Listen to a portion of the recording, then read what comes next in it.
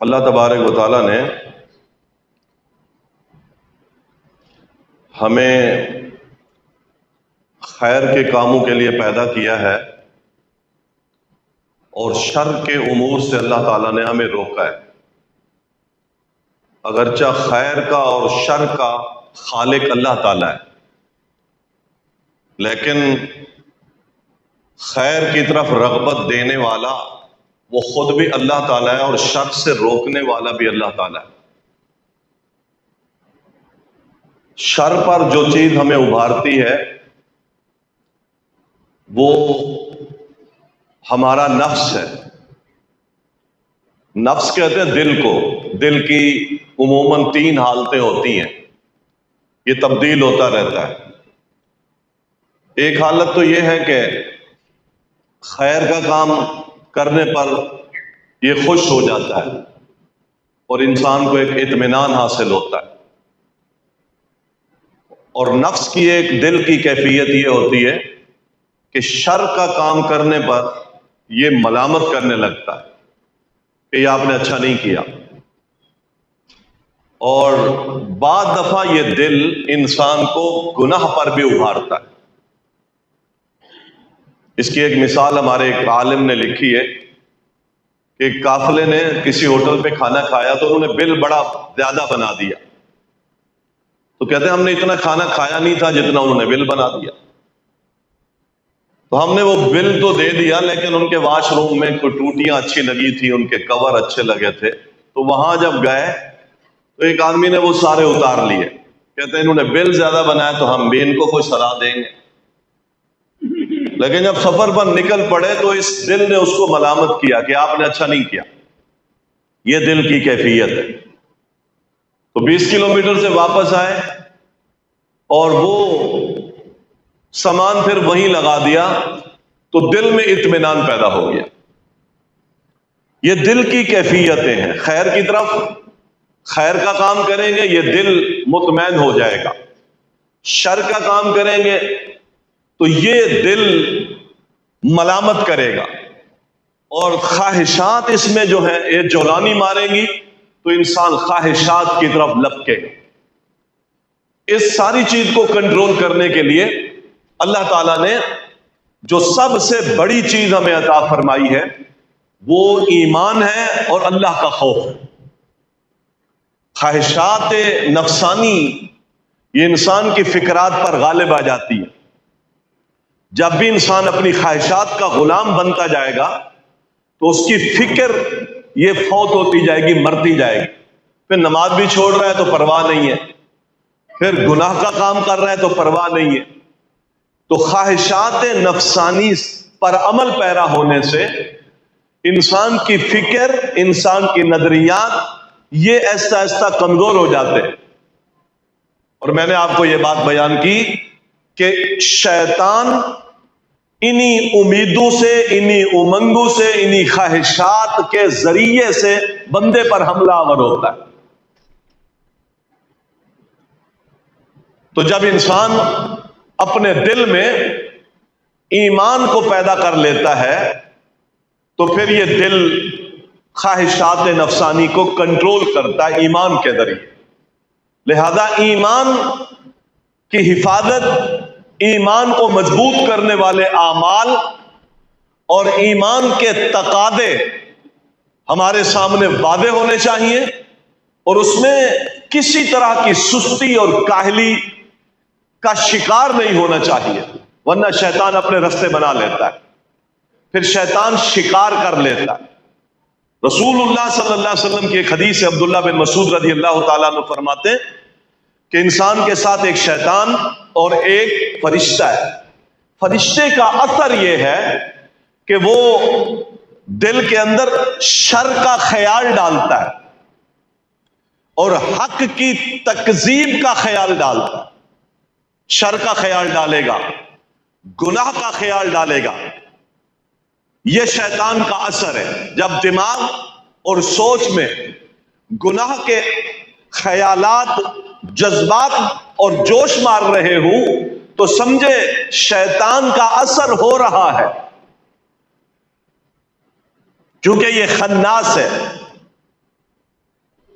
قل اعوذ برب الناس ملک الناس الہ الناس من شر الوسواس الخناس، یا اللہ میں اس شر سے تیری پناہ میں آتا ہوں جو خناس میرے دل میں ڈالتا ہے۔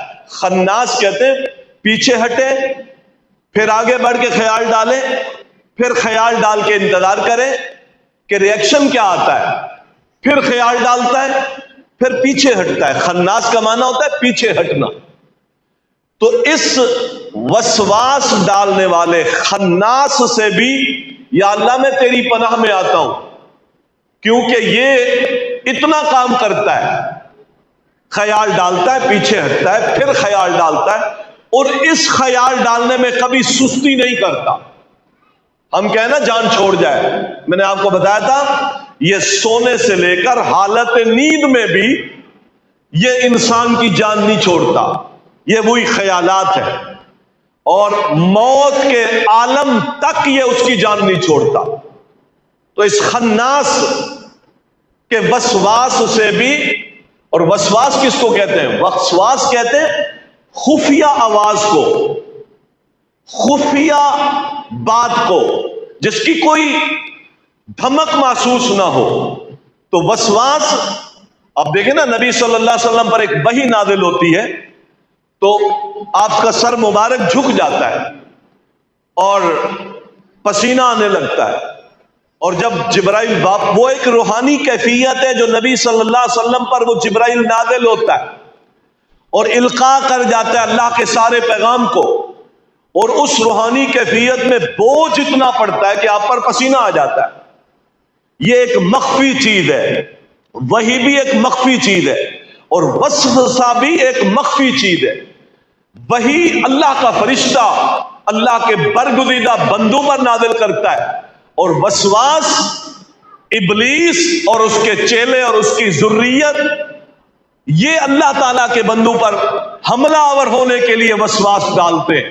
وَإِنَّ الشَّيَاطِينَ لَيُوحُونَ إِلَىٰ أَوْلِيَائِهِمْ، شیطان بھی اپنے یاروں کو وہی کر کر کے بتاتے۔ تو شیطان کا طریقہ واردات یہ ہے کہ بندے پر ایک مخفی آواز اور مخفی مقصد اس کے دل میں القاء کرتا ہے، پھر یہ انتظار کرتا ہے۔ لہذا مومن بندہ اس خیالات کو تبدیل کرتا رہتا ہے، اور شر سے بچنے کی ایک بہترین دلیل یہی ہے، بہترین طریقہ ایک یہ بھی ہے کہ جیسے خیال پیدا ہو اور وہ برا خیال ہے تو اپنے خیال کو تبدیل کریں۔ شر کا خیال نبی صلی اللہ علیہ وسلم فرماتے ہیں شیطان ڈالتا ہے، اور خیال میں دو چیزیں ڈالتا ہے، ایک تو شر پر ابھارتا ہے، دوسرا حق کی تکذیب کراتا ہے، اور اس کے مقابلے میں جو اللہ تعالیٰ کا فرشتہ ہے وہ انسان کے دل میں خیر کا خیال ڈالتا ہے اور حق کی تصدیق پر ابھارتا ہے۔ یہ فرشتے کا کام ہے اور وہ شیطان کا کام ہے، یہ ہر ایک کے ساتھ ہوتا ہے۔ نبی صلی اللہ علیہ وسلم فرماتے جب شر کا خیال آ جائے اور حق کی تکذیب کا خیال آ جائے تو تمہیں فَلْيَتَعَوَّذْ بِاللَّهِ مِنَ الشَّيْطَانِ الرَّجِيمِ، تمہیں اللہ تعالیٰ سے فوراً پناہ مانگنی چاہیے، یا اللہ شیطان مردود سے مجھے بچا۔ اور اگر خیر کا خیال آتا ہے اور حق کی تصدیق کا خیال آتا ہے فَلْيَحْمِدِ اللَّهِ، تمہیں اللہ تعالیٰ کا شکر ادا کرنا چاہیے اور اللہ کی حمد و ثنا کرنی چاہیے۔ یہ اس کے طریقہ واردات ہے کہ شر پھیلے اور خیر ختم ہو جائے، یہ شیطان کے اہم ترین مقاصد میں سے ہے۔ شیطان کے اہم ترین مقاصد میں شر پھیلے اور خیر کا راستہ بند ہو جائے، یہ شیطان کے اہم ترین مقاصد میں سے ہے۔ اس مقاصد کو وہ ایسے نہیں بیان کر دیتا کہ کنویں میں چھلانگ لگا دے، سمندر میں چھلانگ لگا دے، شراب پی لے۔ شیطان کے بہت خطرناک ہتھ گنڈے ہیں کہ وہ انسان سے گناہ کرانے کے لیے بہت سارے طریقے اختیار کرتا ہے۔ اور یہ دنیا میں اس کے طریقے ہمیں کھلے عام آنکھوں سے نظر آتے ہیں، لیکن چونکہ اس نے ان سارے اعمال کو اس قدر دھوکے کے ساتھ مزین کیا ہوا ہے کہ ہماری سوچ نہیں جاتی کہ یہ کام شیطان کرا رہا ہے، یہ کام شیطان۔ اس نے لات و عزا کی پوجا کروا دی، لات و عزا کی پوجا کروا دی، اس نے حابیل کو قابیل کے ہاتھوں قتل کروا دیا، یہ کام کرایا اس نے زندہ لڑکیاں درگور کروائیں۔ کتنے ایسے ہیں جو اپنے دیوتاؤں کی خوشنودی کے لیے ان کے آستانوں پر اپنی اولاد کو ذبح کرتے ہیں آج بھی، یہ کام اس نے مزین کیے۔ وَزَيَّنَ لَهُمُ الشَّيْطَانُ أَعْمَالَهُمْ، شیطان کام بھی کرواتا ہے اور پھر شیطان اس کام کو خوبصورت کر کے بھی دکھاتا ہے۔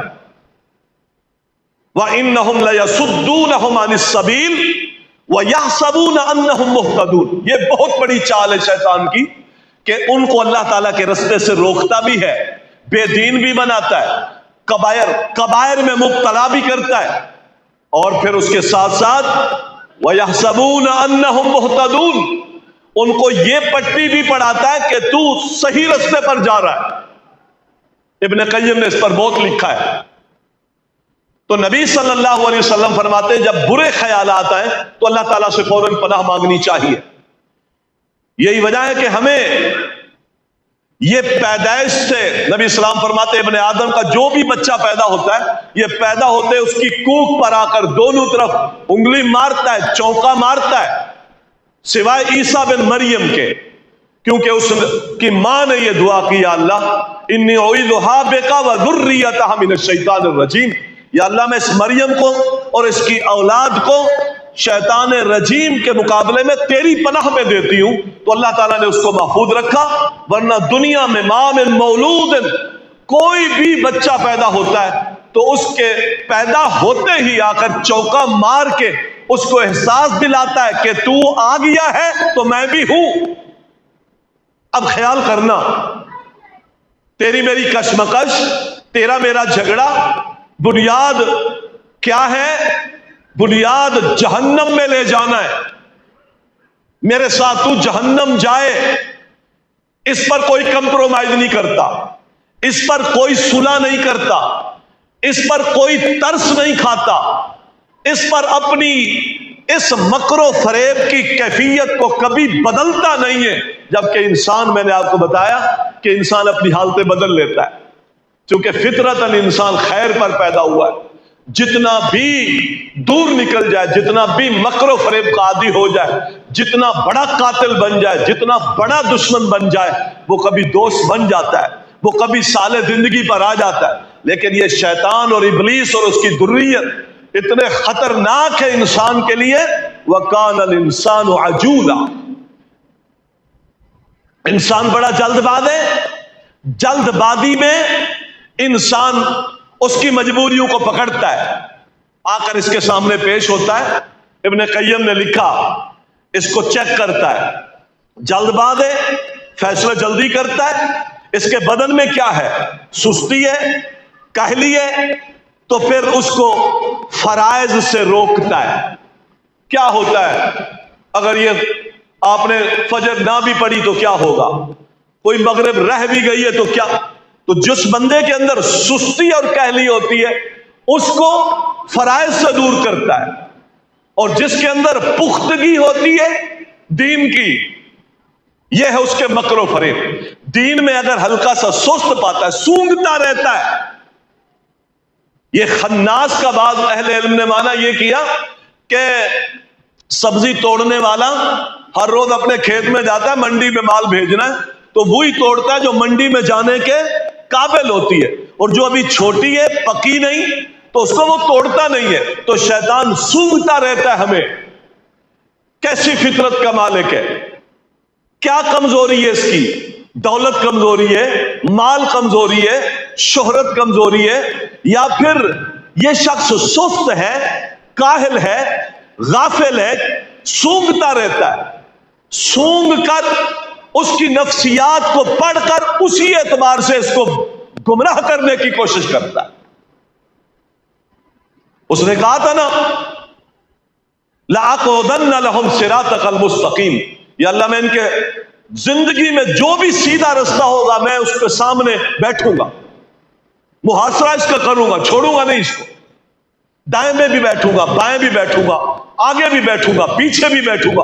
वला उज़य्यिनन्ना लहुम आमालहुम, इसके अमाल को, इसके किरदार को, इसके मसले को, इसके मिशन को इतना खूबसूरत, गोरे को काला बना के, काले को गोरा बना के दिखाऊंगा, अच्छे अमल को शर बना के दिखाऊंगा और शर वाले अमल को गोल्डन बना के दिखाऊंगा। फिर ये मेरी मानेगा, सूंघता है। तो जो बंदा फराइज की अदायगी में सुस्त होता है, काहिल होता है, कभी पढ़ ली कभी छोड़ दी, उसको फिर इस फराइज की हकीकत और इस फराइज की हैसियत उसके दिल में थोड़ी करता है। कुछ भी नहीं होता, हो जाते। फराइज की हैसियत घटाता है। और अगर कोई बंदा सख्त है, दीन में बड़ा सख्त है, अब क्या करे, छोड़ दे, अब उसके दिल में गुलूब डालता है। ओ भाई, तू अगर ये पढ़ सकता है तो कुछ मजीद भी खैर के काम है। ये मजीद खैर के काम निकाल कर बिदात पर उभारता है। अमल सालेह जो शरीयत से साबित ना हो उसके करने पर उभारता है। आप देख लें, लोग दीन के नाम पर आप देखें कि क्या क्या कर रहे हैं। कुछ गाफिल हैं, दीन का पता नहीं है, और कुछ दीन के नाम पर इतना आगे बढ़ गए हैं कि हमने अपने दिन मुतय्यन कर लिए, इबादतों के तरीके मुतय्यन कर लिए, जिक्र के तरीके मुतय्यन कर लिए। अच्छे खासे दाढ़ी वाले और बुजुर्ग किस्म के लोग दीन के नाम पर, इबादत की बुनियाद पर वो मुराकबा हाल में जमाए और नाच रहे। ये शैतान लगाता है, ये बड़ा पक्का है। दीन के नाम पर मर मिटने वाला है, नबी के नाम पर मर मिटने वाला है, कुरान के नाम पर मर मिटने वाला है, अल्लाह के नाम पर मर मिटने वाला है। तो अब क्या करता है, उस तरह की कैफियत पेश करके उसको उसके अमल में मुबालगे करवाता है, गुलूब करवाता है।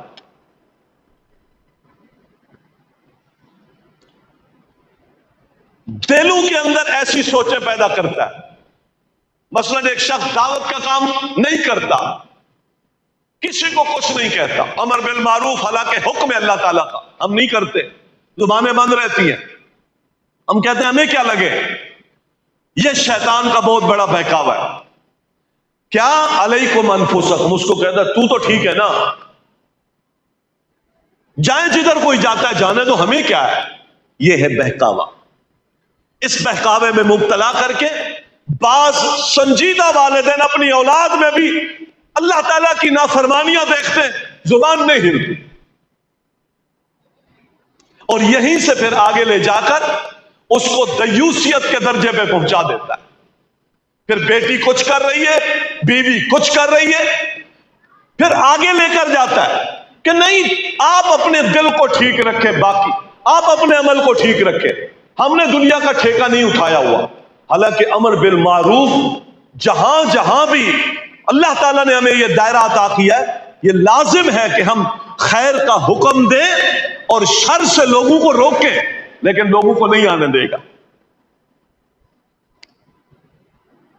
दुनिया की तरक्की के नाम पर कलम बनवाए, सोच में इर्तिफा है, बुलंदी है, मुआशी एतबार से कम्युनिज्म, सोशलिज्म, ये जब तक निजाम नहीं आएंगे उस वक्त तक कौमें तरक्की नहीं कर सकती।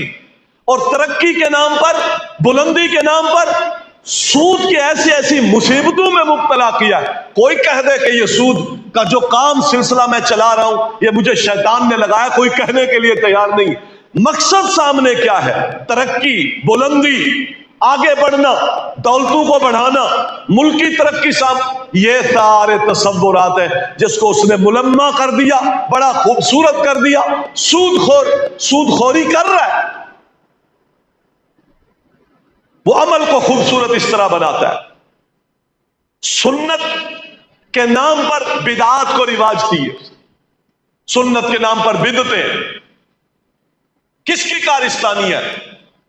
نبی صلی اللہ علیہ وسلم کی اطاعت کے مقابلے میں تقلید کا ایک پہلو ہے جو اس نے امت میں جاری کیا کہ یہ سنت کو چھوڑ سکتا ہے، کوئی تعویل کرے گا نبی صلی اللہ علیہ وسلم کی حدیث کی، فرمان کی، لیکن جس تقلید کے دائرے میں زندگی گزار رہا ہے اس امام کو اس نے، اس کی بات کو اس نے حرف آخر سمجھا ہے، کچھ بھی ہو سکتا ہے، لیکن وہ اپنے امام کی بات کو ترک کرنے کے لیے تیار نہیں ہے، وہ اپنے اس فقہی مذہب کو چھوڑنے کے لیے تیار نہیں ہے، اپنے اس دائرہ اور اس جماعت سے باہر نکلنے کے لیے تیار نہیں۔ واضح سنت موجود ہو، واضح حدیث موجود ہو، نبی صلی اللہ علیہ وسلم کا فرمان موجود ہو، لیکن یہ ترک نہیں کرنا چاہتا۔ کس نے لگایا؟ اللہ تعالیٰ کی ذات سے لے کر، اللہ تعالیٰ کی ذات سے لے کر ہمارے زندگی کے ایک ایک امر میں شیطان نے یہ پورا ایک نظام ہے جس میں اس نے جال بچھا رکھا ہے ابن آدم کو پھنسانے کا اور جہنم لے جانے کا۔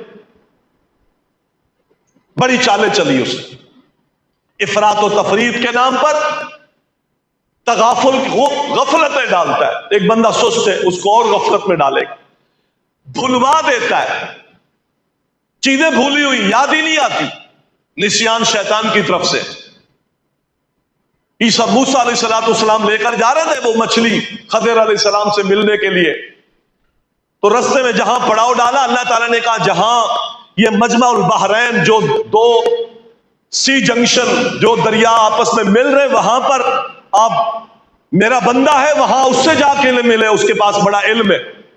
اور اس سے پہلے جب وہاں وہ بیٹھے مچھلی غائب ہو گئی اور ان کو پتہ ہی نہ چلا، آگے سفر جاری رکھا اور تھکاوٹ نے آ کر گھیر لیا، اور میں ناشتہ تو لاؤ، اس ٹوکری سے وہ نکالو مچھلی، ناشتہ نکالو، تھک گئے ہیں، تو دیکھا مچھلی تھی نہیں، فَأَنْسَاهُ الشَّيْطَانُ، شیطان نے یہ بات بھلوا دی۔ خیر کے کاموں میں نسیان ڈالتا ہے، بھلوا دیتا ہے، تیری ذمہ داری بھی کوئی ہے، ہمیں اس نے آج مقصد حیات بھلوا دیا۔ بھائیو مقصد حیات کا نہیں پتا، کتنے ہم میں سے ایسے ہیں جو یہ سوال کا جواب دے دیں کہ ہم دنیا میں کیوں آئے، کیوں یہاں رہ رہے ہیں، مر کیوں جاتے ہیں؟ اس سوال کا جواب لوگوں کے پاس نہیں ہے۔ وہی دنیا کے امور کے ساتھ اپنی زندگی کو منسلک کریں گے، اس وجہ سے آئے ہیں۔ یہ سارے مقاصد الشیطان ہے، یہ امنگیں ڈالتا ہے، کہتا ہے کر لے، تو کر لے، تو ہی کر سکتا ہے یہ کام اور کوئی نہیں کر سکتا۔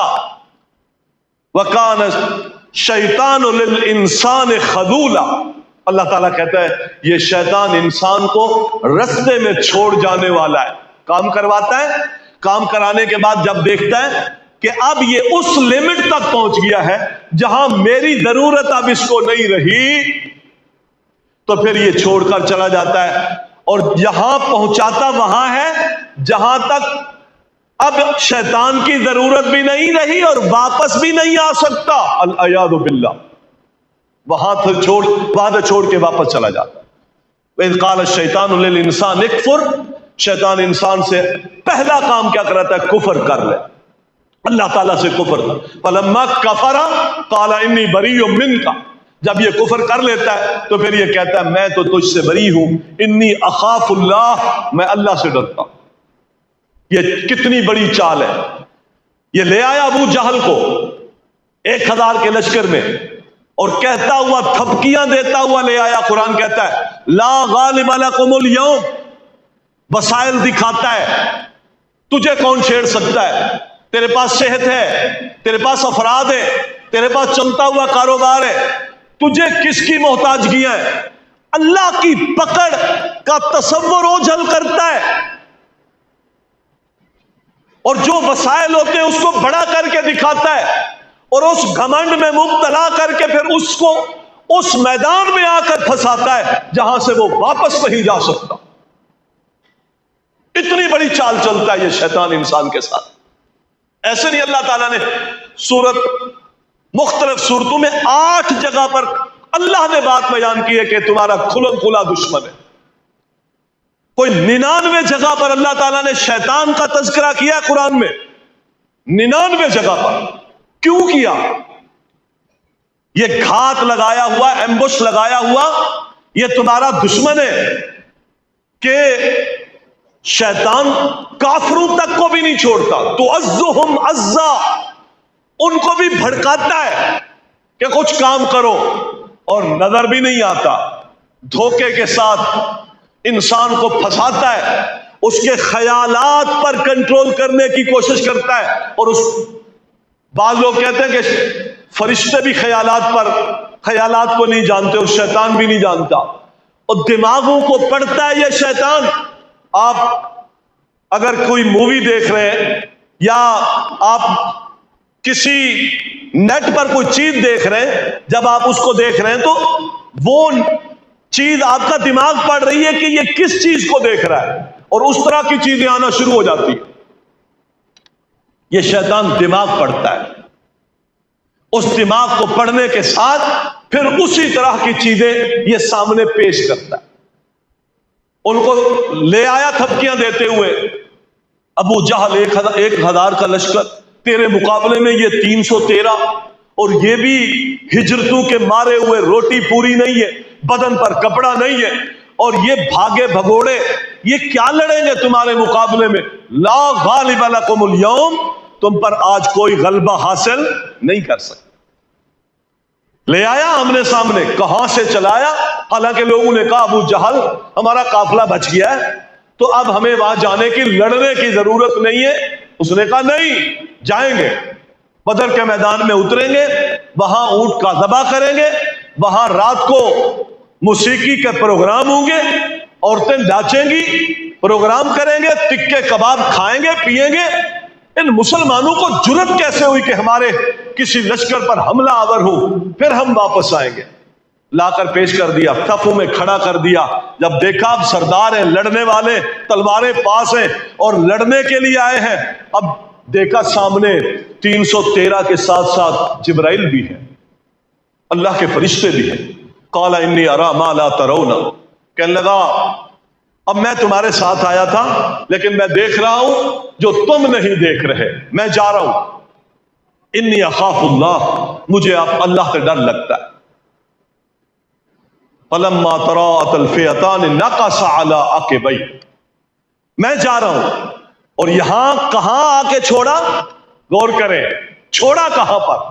اب یہاں سے جا نہیں سکتا. وہ اکڑ اس میں بہت ہے، وہ جانتا تھا، وہ اس کے سوچ کو پڑھتا تھا کہ اس میں اکڑ بہت ہے، یہ پیچھے ہٹنے والا نہیں ہے.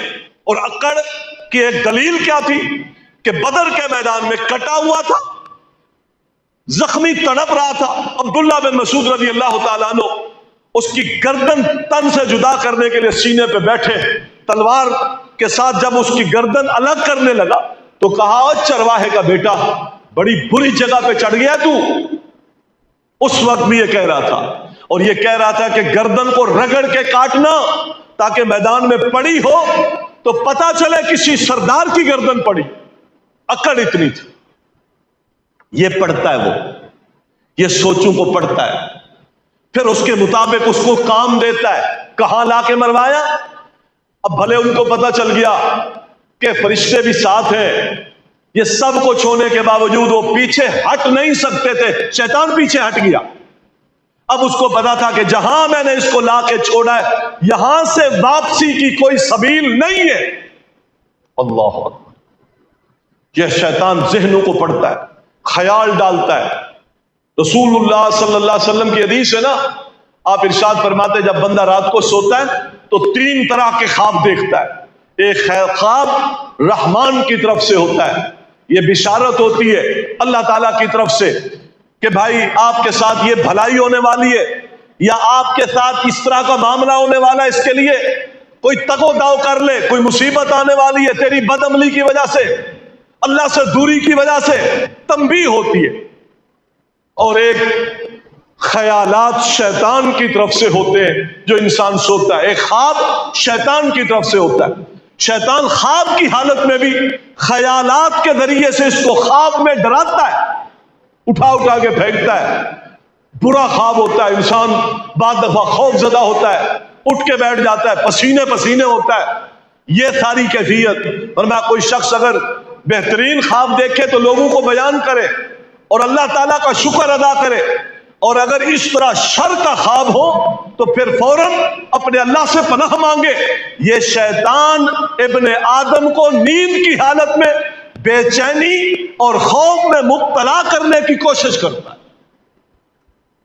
اور ایک خواب آپ صلی اللہ علیہ وسلم نے فرمایا وہ خیالات ہوتے ہیں انسان کے اپنے نفس میں، جو سوچتا ہے، جو کرتا ہے، جو دیکھتا ہے، جو منصوبے بناتا ہے. بعض دفعہ خوابوں کے اندر اس طرح کی کیفیتیں بھی انسان میں پیدا ہو جاتی ہیں. تو کہنے کا مقصد یہ ہے کہ یہ خیالات کے ذریعے بھی یہ مسلط ہونے کی کوشش کرتا ہے. اس لیے اللہ تبارک و تعالیٰ نے اس لعین دشمن سے محترم بھائیوں ہمیں ہمیشہ بچتے رہنے کی تلقین فرمائی ہے کہ یہ تمہارا کھلم کھلا دشمن ہے. نماز میں آ جاتا ہے، اس پر قضا و قضا کتنا خطرناک ماحول بناتا ہے. فلاں کام کو یاد کر، فلاں کام کو یاد کر. پتہ چلتا ہے اتنی دیر میں نماز ہو جاتی ہے اور یہ اس کو خیالات میں لگائے رکھتا ہے. نماز میں آ کر اس کو خیالات، فلاں کام یاد کر، فلاں کام یاد کر.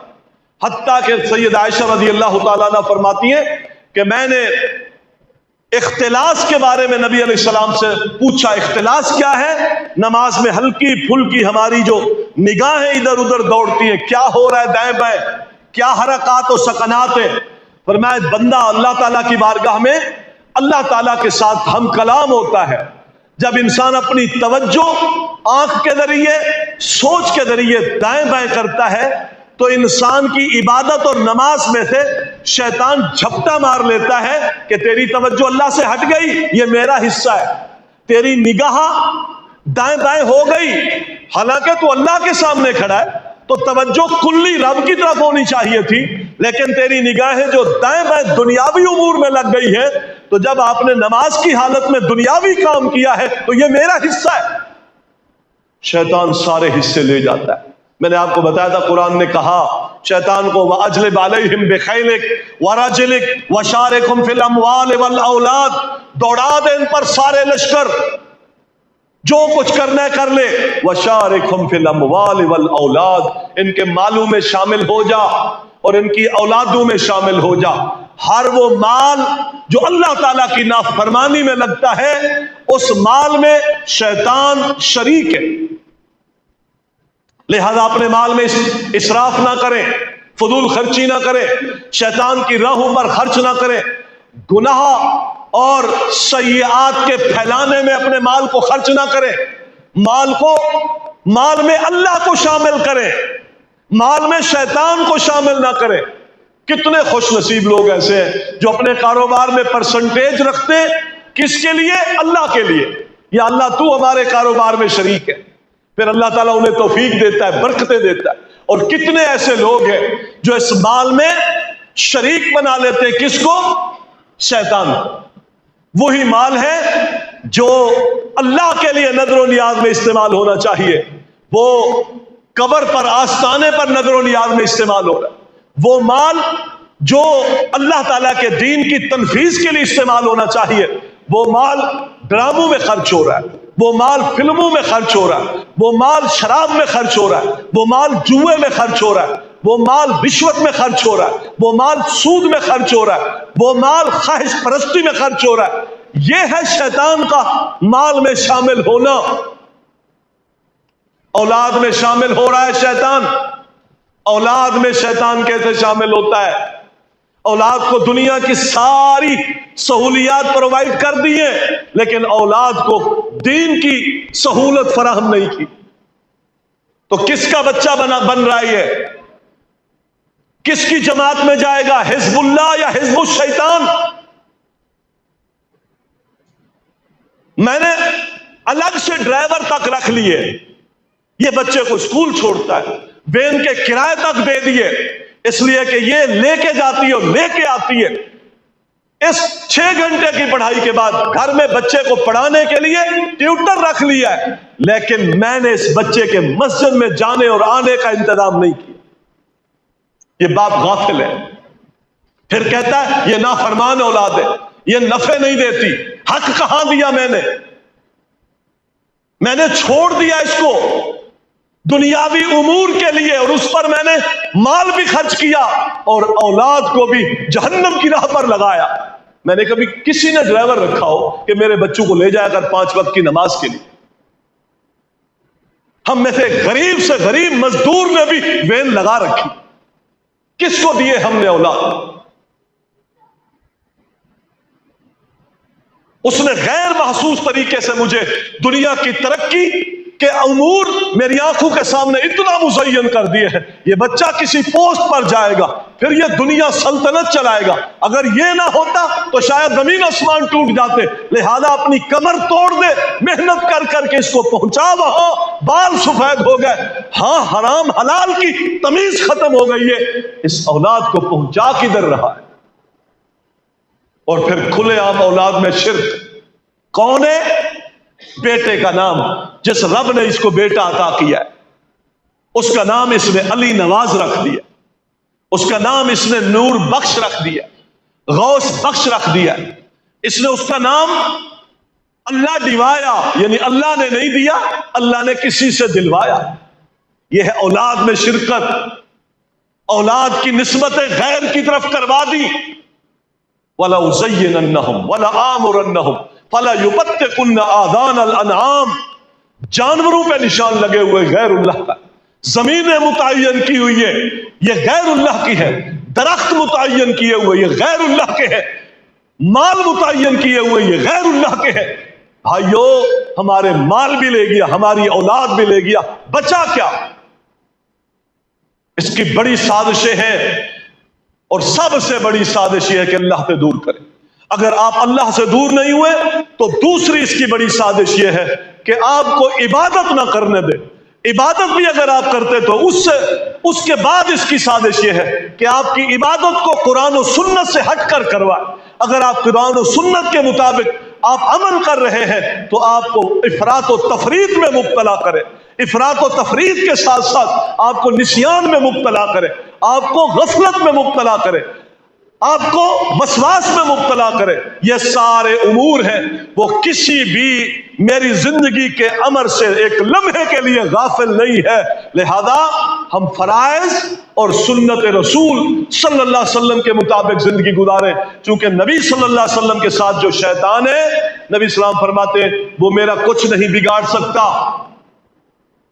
آپ کے ساتھ بھی ہے، لیکن فرمایا میرا کچھ نہیں بگاڑ سکتا۔ ایک حدیث میں آتا ہے وہ مسلمان ہے، یعنی چپ رہتا ہے، فرما بردار، جو میں کرتا ہوں چپ رہتا ہے، اور ایک میں ہے کہ مجھے برائی کا حکم نہیں دے سکتا، نیکی کا حکم دیتا ہے۔ امام ابن جوزی نے لکھا ہے کہ جو شخص دنیا میں رسول اللہ صلی اللہ علیہ وسلم کی سنت کا جتنا زیادہ پابند ہوگا، اتنا ہی شیطان کے حملوں سے وہ محفوظ ہو۔ کیوں؟ رسول اللہ صلی اللہ علیہ وسلم وحی کی تابع داری کرتے ہیں، تو وحی کی تابع داری کرنے والے پیغمبر پر شیطان کا داؤ نہیں چلتا۔ تو امت میں سے اگر ہم ایک ایک زندگی کے لمحے میں، ایک ایک امر میں اللہ کے نبی کی سنت کی پیروی کریں، جب انسان سنت کی پیروی کرتا ہے شیطان ذلیل و رسوا ہو جاتا ہے اور انسان کو گمراہ نہیں کر سکتا۔ ہمارے سامنے، ہمارے پہلو میں یہ کتاب و سنت کی تعلیم ہے، اس کے مطابق ہم زندگی گزاریں گے دائرہ اسلام میں تو انشاءاللہ تعالی شیطان کے ہتھ گنڈوں سے بچے رہیں گے، ہماری اولادیں بچی رہیں گی، ہمارے گھر بچے رہیں گے، ہمارے مال بچے رہیں گے۔ تو اگر سنت کے مطابق زندگی گزارنے سے ہم نے بریک کیا، پھر فرائض بھی نہیں بچتے، پھر توحید بھی نہیں بچتی، پھر دنیا بھی نہیں بچتی اور آخرت بھی نہیں بچتی۔ اللہ سے دعا ہے اللہ تعالیٰ اس مردود کی شرارتوں سے اور اس کے وسواس سے ہم سب کو محفوظ فرمائے، اور ہمیں کتاب و سنت کے مطابق زندگی گزارنے کی توفیق عطا فرما دے۔ اقول قولی ھذا استغفر اللہ لی ولکم ولسائر المسلمین۔